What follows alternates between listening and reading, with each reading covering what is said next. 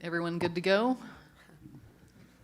Okay, welcome, congratulations to Colorado. Head coach J.R. Payne, Kindyll, Wetta, and Mya Hollingshed. Coach, I'll let you open and then we'll take questions. Okay, when we were walking out, I said, I didn't even look at the box score yet. And I looked at it and said, okay, we out-rebounded them, we turned it over, and we played defense. And I think that about sums up the game.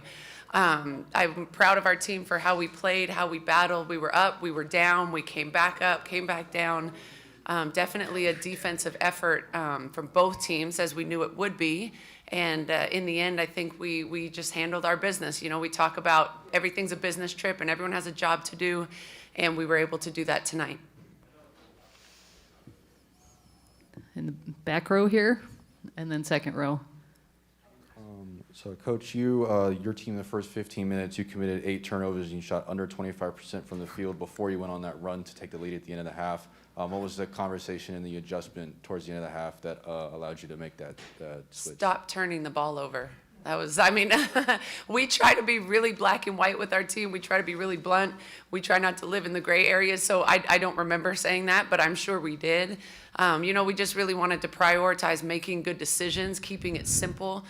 Maybe we get to a place where I start calling too many quick hits and I have to try to simplify it, to allow us to just be comfortable in what we're running. But we definitely turned up the defensive pressure, and I think we were pretty disruptive in our zone today.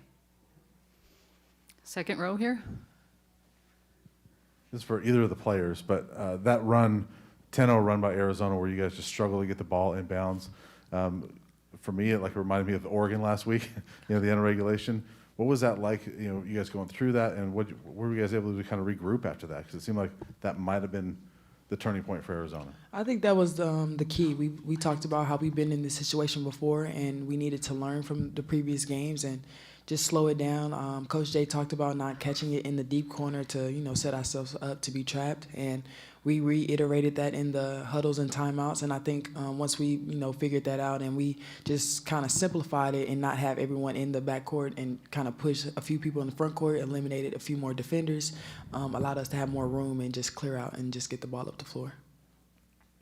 All right, Jack right here, and then Jeff. Jack Magruder from the Arizona Daily Star. Coach, what were your changes without Reese on the floor? What did you do differently? That's my first. And the second was you were in the zone for a long time, and they just couldn't make those threes. Were you just going to stay there until they proved they could shoot it?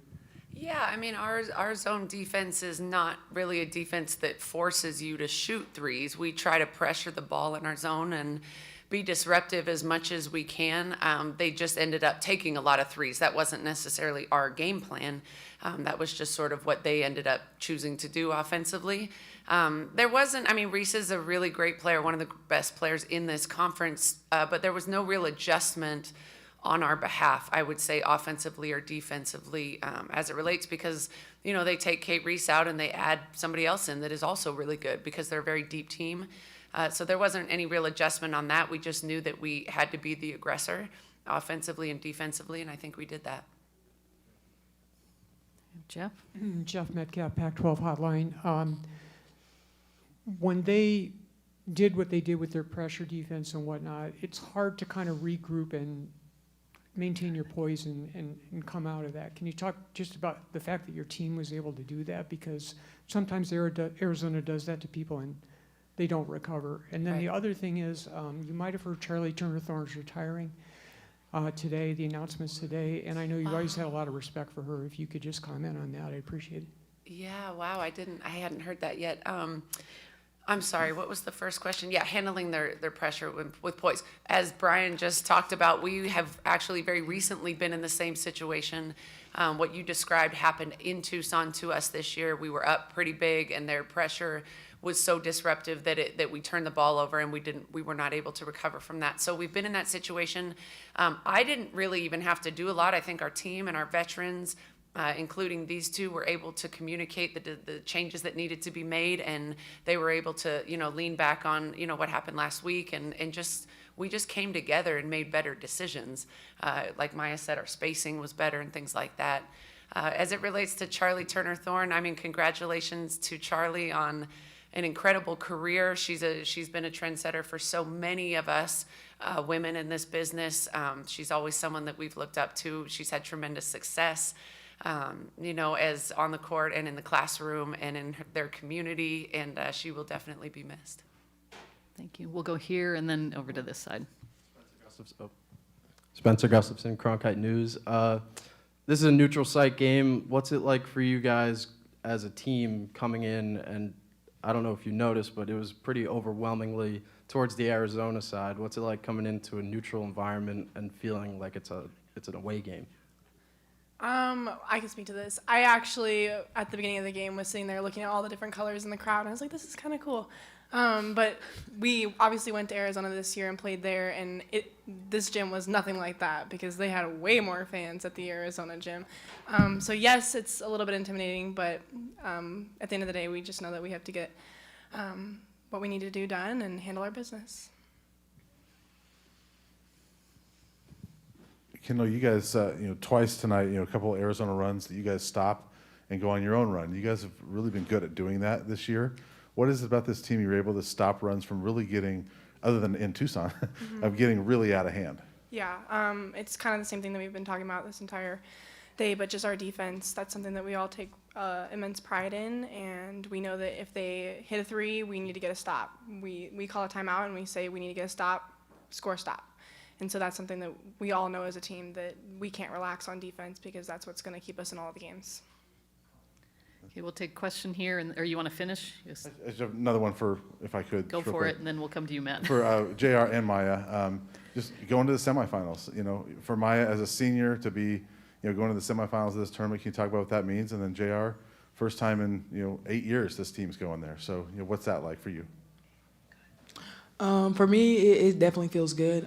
But like I talked about last season, it's just UFB, unfinished business, and I think we have a lot more in our tank, and we have a lot more to prove. We have a lot we're fighting for right now, and I mean, it's great that we beat Arizona, but I feel like we should have did that the first time we were in Tucson. So it's nothing different that we expect from each other. I think now that we're on a roll and we're finally getting in a rhythm with our program, I think we're just getting more comfortable with doing what we do and not really thinking about the other team. We talk about it every day before a game. We're taking it one game at a time. We're not looking ahead. We're not getting ahead of ourselves. And the more that we do that and the more we stay in the present, I think the farther we'll go.